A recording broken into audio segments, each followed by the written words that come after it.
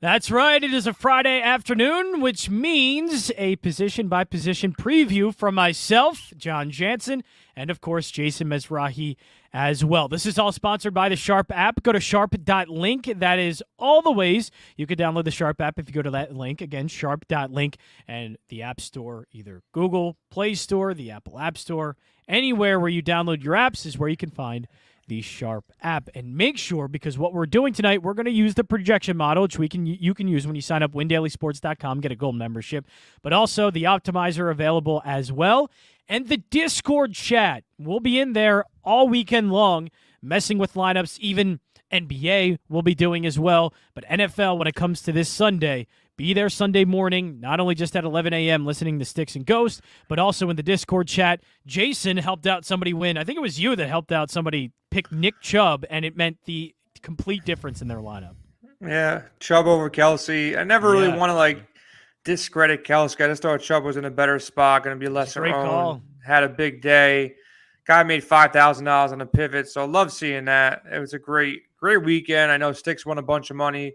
A lot of people won a bunch of money, and expert chat. 2 weeks in a row. 2 weeks in a row they've done it. Yeah, the expert chat's the way to go, man. Like it's tough deciphering through all the news, late breaking news, and just, you want some confidence in so many questions.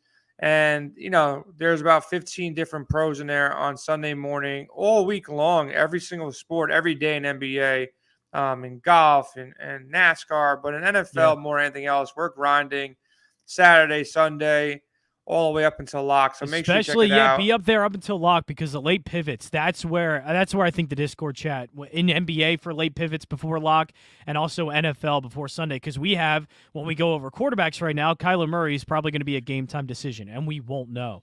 The Discord chat is awesome just for seeing how our experts are reacting right away to things. It is the best way to use it. So sign up windailysports.com, and the link for that, if you go to the tab Academy, that's where you can see the Discord chat and the link to that. So go over there at windailysports.com. Jason, speaking of quarterbacks, I guess we'll start real quick with just the Kyler Murray injury. It doesn't seem like he's going to play. Today's practice report is going to be really telling. He didn't practice Thursday. We'll see if he practices today. If he doesn't, to me, that means he's going to be out. But either way, with Kyler Murray here, are we just completely throwing him away on this one? Even if he does play, it's like, why try and either risk it, or he's not going to be 100%. Why even put him in? Yeah, he's not going to play. There's no reason. Look, this team is trying to win a Super Bowl. They're not trying to win, a game against the Panthers. Right? Listen, Colt McCoy beat a better team last week. He'll do it again against the Panthers. The Panthers are rolling out P.J. Walker. So I don't think you have to worry about Kyler Murray. I'm not really going to attack Colt McCoy. He's $5,000. I guess he's a decent value. Game manager, knows how to work his offense. I'm not going to lie. San Francisco, I get it because their secondary is not good, but I don't want to test Carolina. Carolina's got a decent defense, and I don't want to test that. Like, I'm not going to say, Colt McCoy can come back and do it again. I don't know. Carolina's not the spot I want to try that out with. See, my whole thing is, I think this is the week of revenge. There's so much revenge on all these quarterbacks' minds right now. You look at the top, if you sort by, our projections here, you got Josh Allen after he got embarrassed. Like, to get embarrassed by the Jaguars and then also get embarrassed by a guy named the same name as you, I thought that was pretty crazy that the odds of someone named Josh Allen, sack him, pick him, fumble recovery. So you got Allen in a revenge game in a great spot against the Jets. Then you got Dak Prescott in not a revenge game, but just, a game. They got embarrassed, man. They were about to be shut out by the Broncos. Everybody thought, Dak is back. Dallas is going to be just steamrolling teams. And now he gets a great matchup against the Falcons. So, you got bulletin board material with both of those quarterbacks coming back. Same thing for Brady. Brady had a tough loss. Now he gets the worst defense that's allowing the most points to quarterbacks for the most part. So you got him in a great spot. Then you got Aaron Rodgers, all the controversy. He gets to go against Seattle. So, you got four quarterbacks right there that I want shares of that I think they're primed for a good game based upon their last game or the news, and then they have a great matchup and a high over-under. Everything points to those 4 quarterbacks having really good days. And you got Herbert, simply in a really good matchup against Minnesota too. So like those 5 quarterbacks right there, I don't know if you have to go, bargain shopping anywhere else. The Chargers want to keep pace. This AFC West, every single team is either 5-3 or 5-4. So if they lose, this is a huge game for them against Minnesota. So like, and Minnesota can score. Their defense is middle of the pack here. So like these 5 guys right here are the guys that I want to lock in on. Not really so interested in Jalen Hurts. I think his offense is not explosive. He doesn't have the weapons. Yes, he can run for, a bunch of yards here, but I really love Josh Allen, Dak Prescott, Brady, Herbert, and Aaron Rodgers. I'm going to stick to those 5 guys. Probably have, equal shares or close to equal shares of all of them. I really don't want to play with the value guys too much.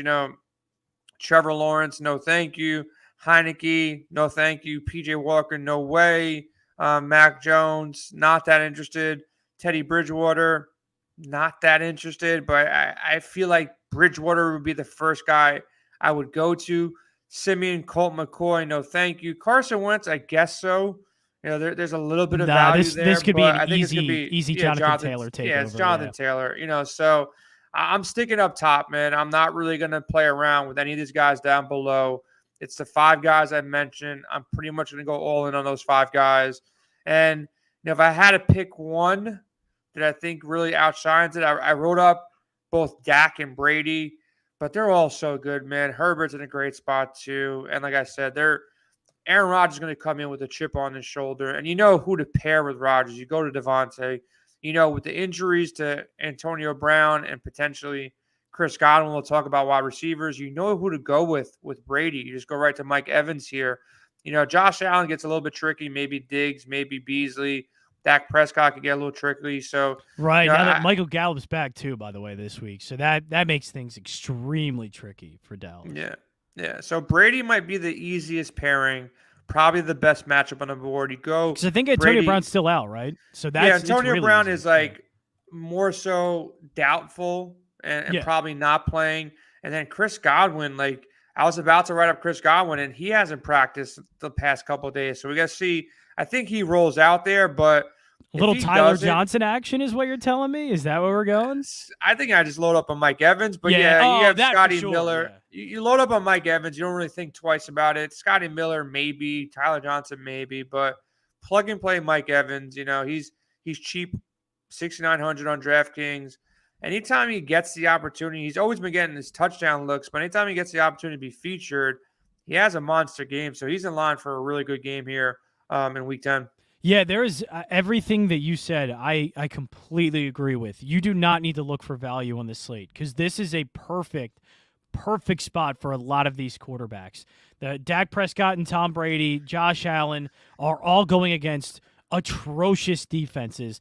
And because they lost last week, they're going to want to put a little stank on the score here. Yep. And even Brady just lost against the Saints, and he's coming off the bye week. I would actually... I'm big on Prescott, and you're getting somewhat of a reduced price on him compared to Brady. Josh Allen, he could definitely get 30 points, but I want to opt away from him and go more towards these matchups. I think they're a little bit better, especially Dallas is going to be at home, which helps out a little bit more. But I would opt for Dak and Tom Brady, and I would have a slight lean, I think, with you towards Brady. This Washington defense still isn't good, and they're not getting nearly enough pressure. And if they're not getting pressure against Brady, it doesn't matter if their secondary is improved or what. They're going to get torched if they can't get the Brady. So I like Brady a lot here. I think he has a huge game. I'm like, could this be a 400-yard day for Brady? Like, are we looking at that? Look at his floor. He torched Washington when they were good last season in the playoffs. And now they're he didn't worse. Torch him in the playoffs, but look at his floor, man. Did well in the playoffs.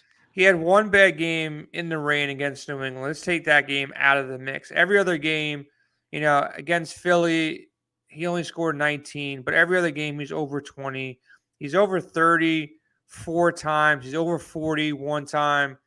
Dude is like trying to win an MVP at 40 years old. He's the run game never really gets too established. It's more of a pass-first offense. So you can almost pencil in 20 points. Like you can pencil in 20 points for Brady.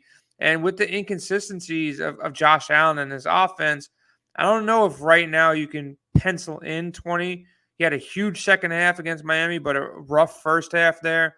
And, that offense, he threw the ball 47 times and only put up 12 points against the Jaguars. Not to say that I'm not going to play Josh Allen, but yeah, I have a slight lean of Brady over Allen, a slight lean on Prescott over Aaron Rodgers and Justin Herbert. But, I'll have shares of all 5 of these quarterbacks. And, it's not the easy answer. It's the right answer. You're playing NFL. If you're doing single entries, depending on the injuries to Brady's, counterpart and Chris Godwin and stuff like that, you might want, if Godwin is out, I might come off Brady and feel a little bit safer with Dak Prescott because he'll have all his weapons. He's playing at home in a dome. Don't have to worry about weather, all that kind of stuff. Take the discount. I think Dak, if Godwin's out, probably lean Dak. Great matchup against Atlanta.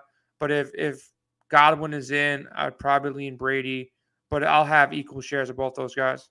Yeah, I'm with you. I think Prescott, Brady are the 2 quarterbacks. I'm not going to go for any value there. Where we may be able to find some value and try to at least running back. Now, the big thing, Dalvin Cook does seem like he's going to play. Of course, some off-the-field issues with Dalvin Cook, but it does seem like he's going to play. But I don't know if I'm going – he could go there because the opponent is the Chargers, and they have a terrible rush defense. But I like Jonathan Taylor a lot in this one against Jacksonville. Just when it comes to some of these top running backs, where are you kind of leaning towards? My lean right now is Jonathan Taylor and Naji Harris. If there's a way to get both these guys in, they're in prime spots. These are guys that you really don't have to worry about anybody vulturing, any touches, any time on the field.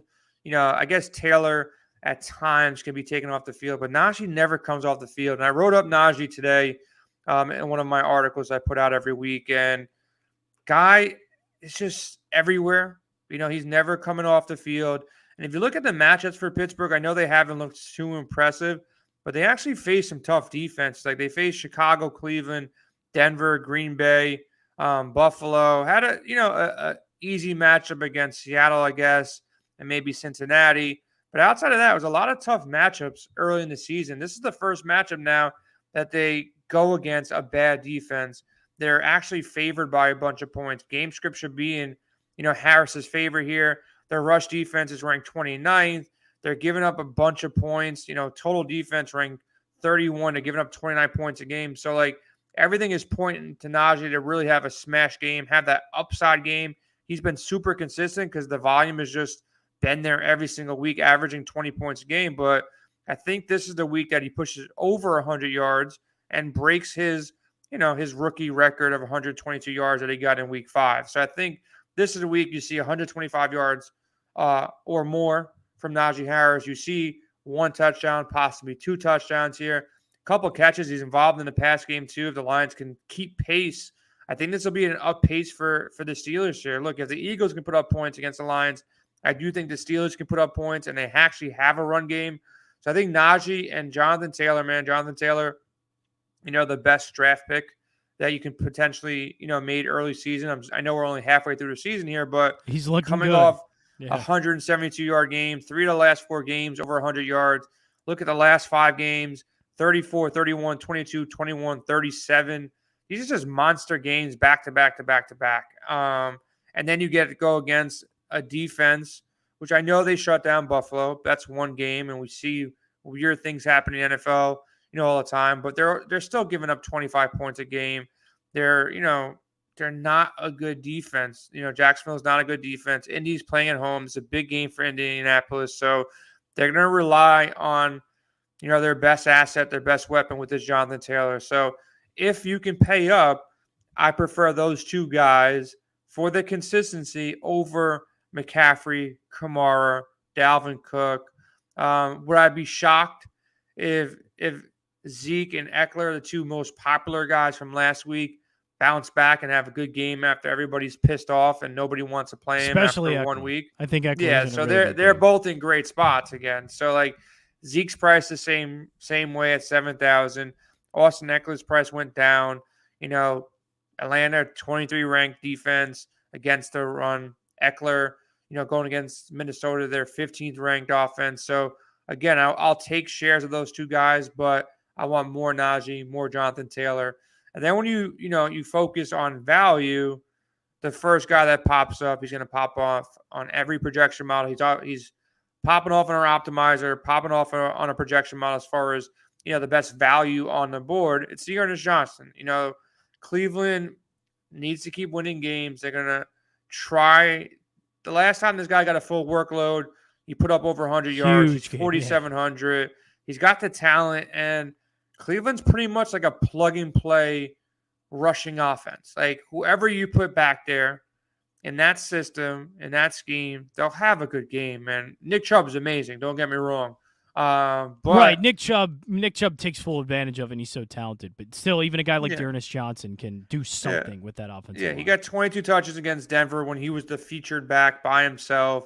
146, yards rushing, a touchdown, caught 2 passes for 22 yards. Look, he doesn't even need to get you 27 points again. I'm not expecting that. But if he gets you like 15 to 20 at 4,700, you're going to need some value on this slate. This rush defense, in New England, it's not going to be like an up-paced game, but they're going to have to lean on him. He's the only back that's pretty much viable in Cleveland right now. So he might be the only back, legitimately. Yeah. The over-under is 45. New England's favored by 2.5. It's going to be a tight game, and just the pure volume alone, you're okay with 15. You can easily get 20, and there's a chance at 25 here. So it's not the same New England like rush defense of the past or defense of the past. No, they're actually a better pass defense than a rush defense. Yeah, they're not that great. They're good in the scheme, and they obviously have Belichick here, but I think they still lean on their run. They don't really have too many weapons to throw the ball to, and they don't have too much confidence in Baker Mayfield. So they're going to lean on Ernest Johnson. He's 4,700.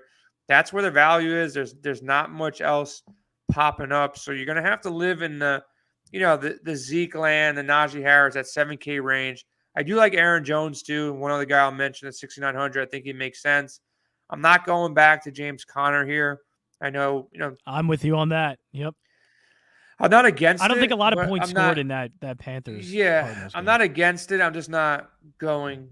I'm not going that direction. I honestly rather play, as much as it pains me to say, I'd probably rather play Leonard Fournette, hoping that all the scoring from Tampa Bay somehow gets, funneled down to, big pass play, first and goal at the 3. Leonard Fournette runs it in. They're up 14 or 20 in the fourth quarter, and Fournette racks up some yards. I think Fournette can kind of be sneaky there.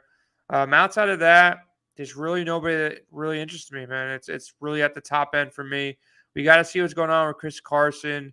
If he comes back and plays, I wouldn't play him, but if he doesn't play, if he doesn't play, there might be some value that pops open. But it's going to ask you one question. You're an Eagles fan at heart. Any love Melvin Gordon? Melvin Gordon. I thought you were going to go the other way. I thought you were going to go Jordan Howard. Is he good to put in? Which is I'm not doing that. Because even though he's playing well, like Denver's rush defense is good enough to where like the law of averages are going to happen where Jordan Howard is back to like 3 yards per carry. It's going to happen one game.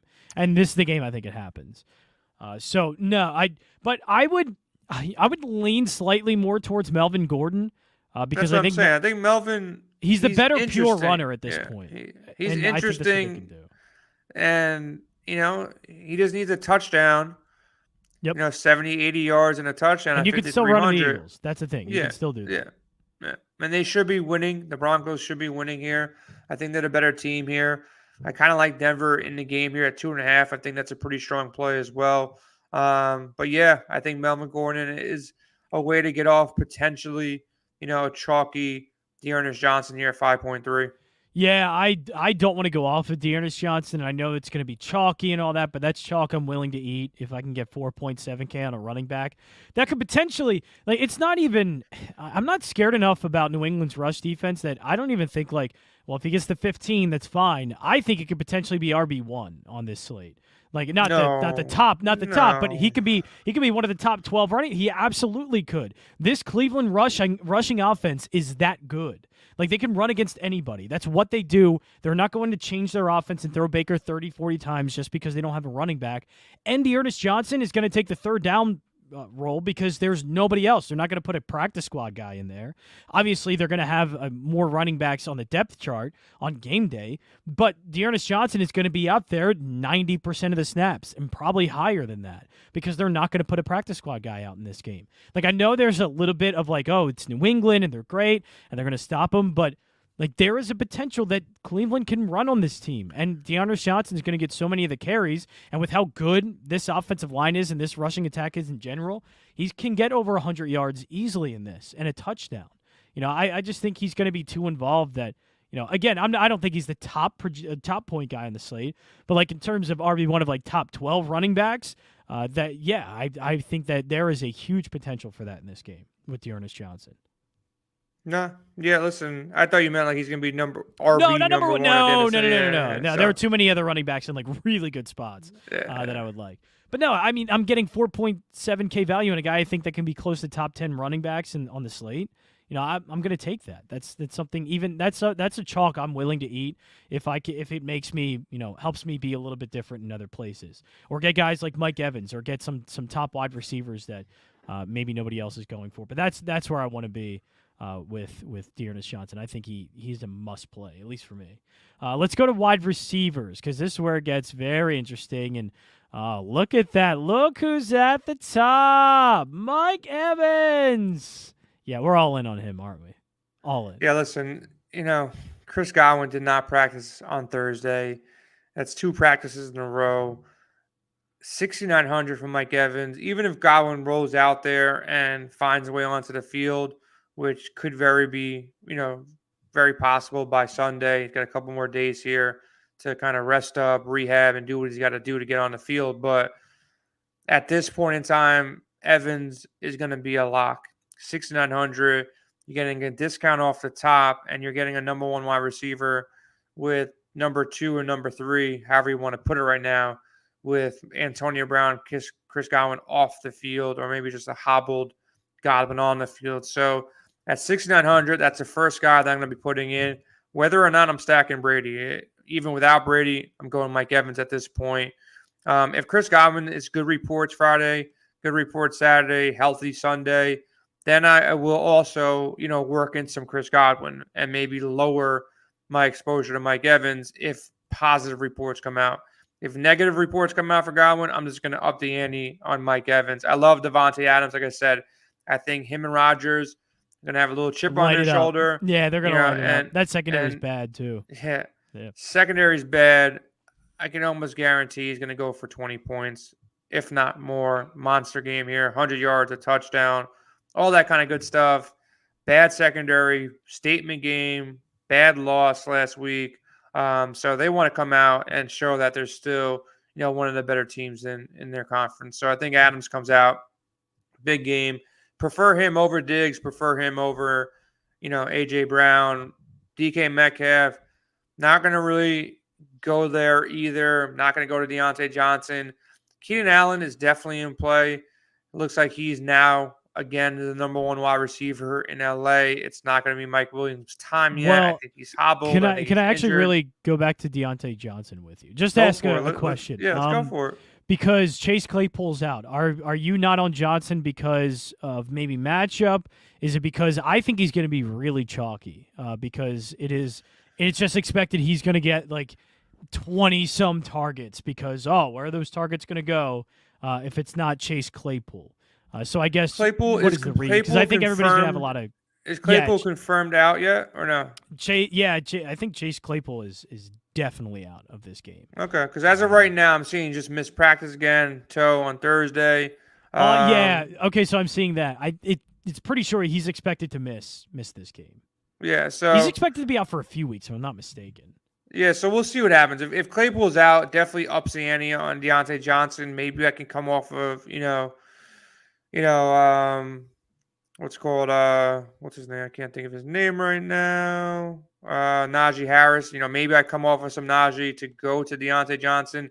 He's a great value. Look, if Claypool is out, I like Freiermuth too. I wrote him up in the tight end article, windailysports.com. You can read that completely for free. But yeah, Deontay Johnson at 6,800, he'd be the first drop off.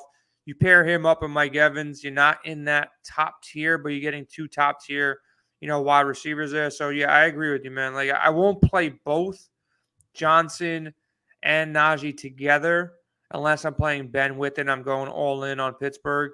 But I just don't see Detroit coming back and scoring enough to want to play both those guys in the same lineup. So it'd be either or for me. So in lineups that I don't have Naji, and if Claypool is out, I will play some Deontay Johnson or Freiermuth. I think he's a real deal out there, man. Making tough catches. Ben loves him. Getting red zone opportunities too. So I like either of those two guys. Then you got to see what's going on with, Dallas. It looks like everybody's going to be healthy here. So I'm kind of off of that train, but Amari Cooper is super cheap too. So like you can't just discredit the price at 6,200.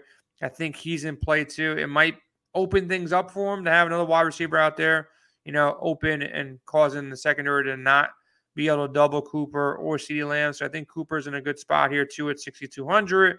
The upper tier is great. Those guys that we mentioned is great. If Chris Godwin is out, either Tyler Johnson or Scotty Miller at 3K, 3,300, somewhere in that range, will open up some value too. So the top end is going to be Devontae Adams, Mike Evans, Deontay Johnson, Keenan Allen for me. I heard some rumors that they're going to try to get Justin Jefferson the ball. Smart idea. Get him the ball. Yeah.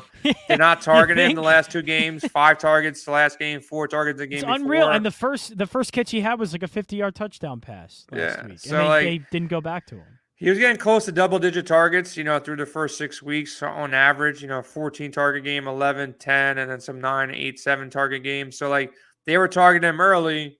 They start losing some games, and they get away from, targeting him 5 targets last week, 4 targets the week before. He's sneaky, GPP only. He'd be a good stack if you're running Herbert, running back with Justin Jefferson. Go Herbert, Keenan Allen, Jefferson. Nice little mini stack. I'll play him more in stacks or game stacks than as a one-off. But he's definitely interesting. Terry McLaurin, I'm not going to pay up for him with all those other guys around him. I know it could be a good spot. Again, maybe just play his him. Quarterback. Just his quarterback. Play him in lineups that you stack up Tom Brady and Mike Evans and want to run back. Then you go McLaurin. But I wouldn't really play him as a one-off. There's not a lot of value on this slate as of right now. So look to Tampa Bay for some value. Make sure you check back with us on our expert chat, throughout the week, Saturday, Sunday, on Discord, and see what other value opens up. Like right now in our projection model, Jacoby Myers is popping at 4,800, St. Brown at 3,800.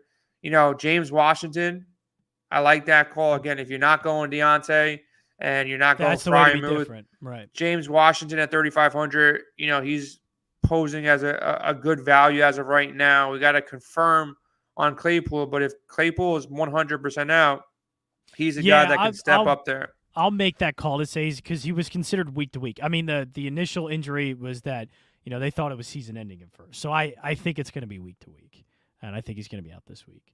So I think James Washington would be completely fine. That just depends on how you think that like Pittsburgh Detroit game is going to go, because I think it's a little bit closer than the 8.5. But if it turns out to be like it did against Chicago, I'd be completely fine with putting in James Washington in a game like that. Where Pittsburgh kind of has to, either keep a lead or the game's going to be a little bit close or maybe down early, and Ben Roethlisberger needs to throw his way out of it. I'm all right with James Washington. I'm really close because I love Tyler Johnson, and to see him, to see that he's projected for almost 12 points, that he's 3.3K, that he's going up against Washington. That it's maybe just going to be Mike Evans, Scotty Miller, and Tyler Johnson. That makes things really appealing because when at least one of Godwin, Brown, or Evans have been out. The next guy up who's gotten the majority, or at least a noticeable bump up in targets, has always been Tyler Johnson. So what happens if he's potentially the number 2 receiver? That's a little bit appealing to me. I think you're right. I have to just see what's going on with Chris Godwin, but it's really appealing that he could be the number 2 receiver there. No, yeah. Look, he's popping for a reason. I think if Godwin is out, I'm going to be looking that way. It's cheap. You're going to need value somewhere. The Ernest Johnson is pretty much the only value on the slate right now at the running back position. We need some value to open up a wide receiver, and that looks like the clearest path right now with Godwin, really shaky right now, missing a couple practices in a row here. So if Godwin is out, Scotty Miller, Tyler Johnson, those are the 2 guys that we'll be looking at for value because, look, the Bucs are projected to score 30. And if not them, with Claypool, going to be out, you have James Washington at 3,500 too. Hasn't really done much this season so far, but, those targets will come against Detroit in a number 2 spot for Pittsburgh right now. Like I said, I don't really want to load up on Pittsburgh, but I will get a share or two. And look, Deontay Johnson is still 6,800. It's affordable. It's not like you're breaking the bank. You can definitely get a lineup with Johnson and Mike Evans together, and you're saving 1,000 or 2 on both those guys. So I like that call. I think you can build that way. Even if you take a top-end running back like we spoke about, like I wouldn't play Naji in this lineup, but if you go Jonathan Taylor and Ernest Johnson, I'm going to pull that up right now. You still got 4,700 across the board. If you throw in one of the cheap defenses, I'm just going to throw in anybody for right now, but you throw in like a $2,300, $2,400 defense. Maybe you go with Tennessee at 2,600.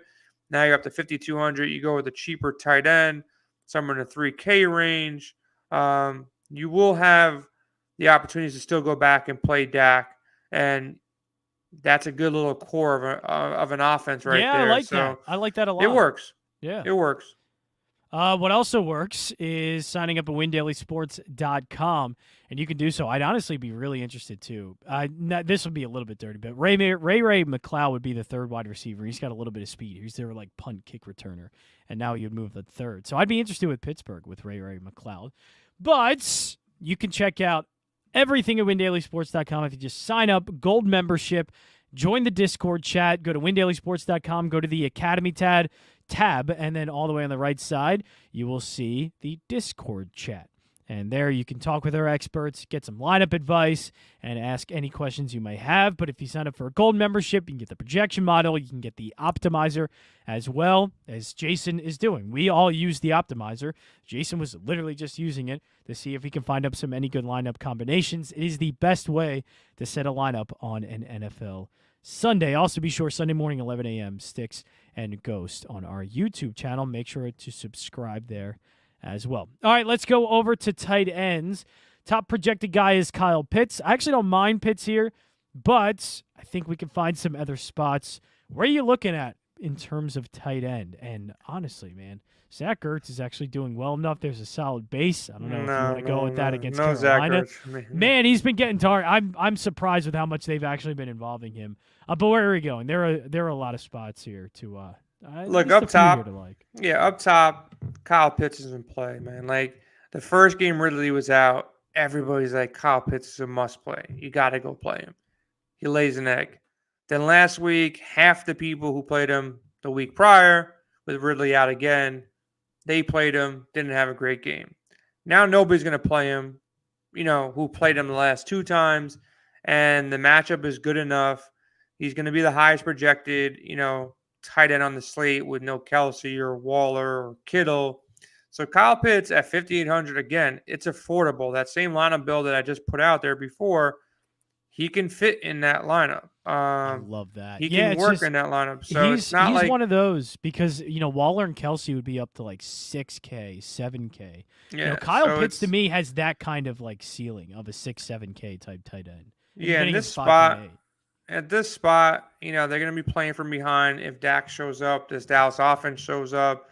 So at 5.8, you're getting a mid-tier wide receiver in your tight end spot. And like I said, there's ways to find value. You plug in one $3,000 wide receiver, you plug in Ernest Johnson, you plug in a cheap defense, and now Kyle Pitts fits in your build. So Pitts is at the top. I will have shares of him. I'm not really going to go to TJ Hawkinson. I think Pittsburgh's defense is good. Goddard is in play. I do like Freiermuth again. I think he is going to be the best value on the board. With Claypool out, in a situation against Detroit, easy, soft matchup, red zone targets. Fading Najee Harris is going to be risky, but you can still play Freiermuth with Najee Harris or play him without. I think he's a great one-off at $3,900. He's just involved, man. He's involved, making tough catches, and his role is going to be extended now with Claypool being out.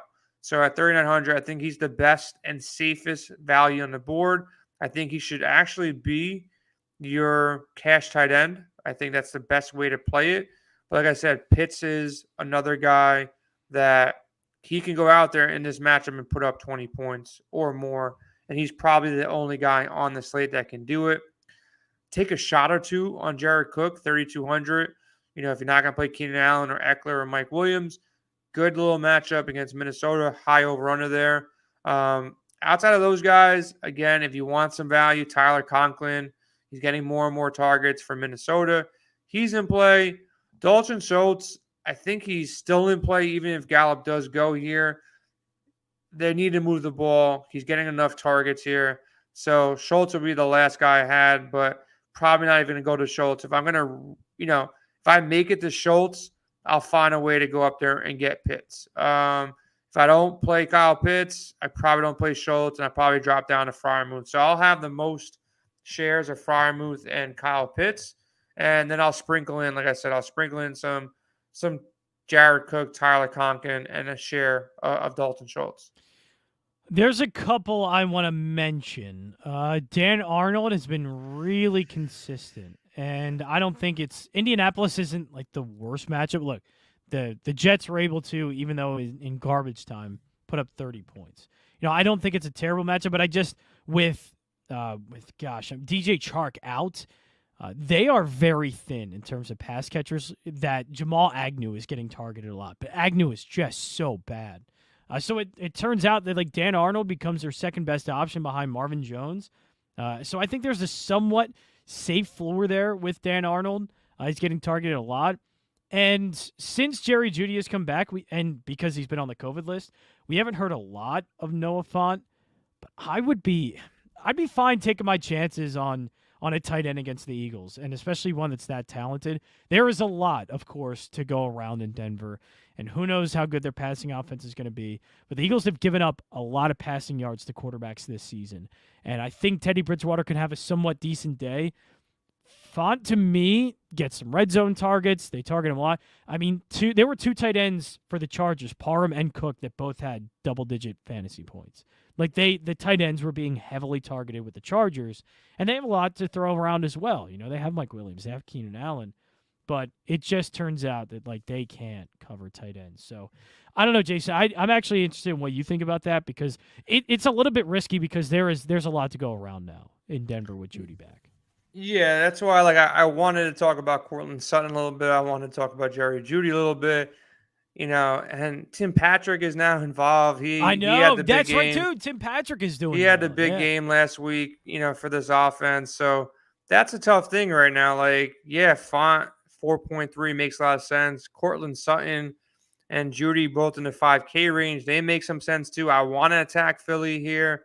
It's just there is a lot of mouths to feed, and it's still Teddy Bridgewater. It's not like you have a prolific passer, and they're going to lean on a run, too, with Melvin Gordon here. So I do think somebody from the Broncos hits value or exceeds value. If I had to take a guess, that person would be Melvin Gordon, and you need more value at the running back position than any other position right now, and potentially getting off a chalky Ernest Johnson. So I think Gordon would be my first play from Denver. Then I would probably resort to one of the wide receivers, probably Jerry Jeudy. And then if that didn't work out, or I didn't want to build with those two guys, then Noah Fant would be the third option in his offense because I do want to attack Philly. Denver is projected to score, 24, not the best total, but it's definitely up there here. So somebody from this offense could have a good day. I think it's Melvin Gordon, but I wouldn't be shocked if Noah Fant found his way in the end zone. Yeah, that one's really going to be interesting to figure out, and we can all figure it out together here at WinDailySports.com. This is all sponsored by the Sharp app, by the way. Go to sharp.link, and that link will take you to all the ways you can download the Sharp app, Google Play Store, Apple App Store, wherever you download your apps. That is where you can find it, sharp.link. And again, WinDailySports.com. You get a gold membership, optimizer, projection model. Sticks and Ghosts are going to be live Sunday morning at 11 a.m., but also be in the Discord chat with us as we get closer to kickoff in the NFL. So any late injury news comes in, or you have some late lineup decisions, ask away over in the Discord chat. Our experts will be in there. It's a great bunch. And even the community helps out a lot. Win Daily Sports. And hey, maybe Jason can give you a $5,000 play as well. Hope so, man. I hope so. 2 weeks in a row. Let's see. Add a zero this week, man. Let's go for 50,000. Yeah, let's go for 50,000. That is it for us. Also tonight, College Football Superflex with Joel. He'll be live tonight, 8 o'clock, giving you some college football DFS plays. That's all here at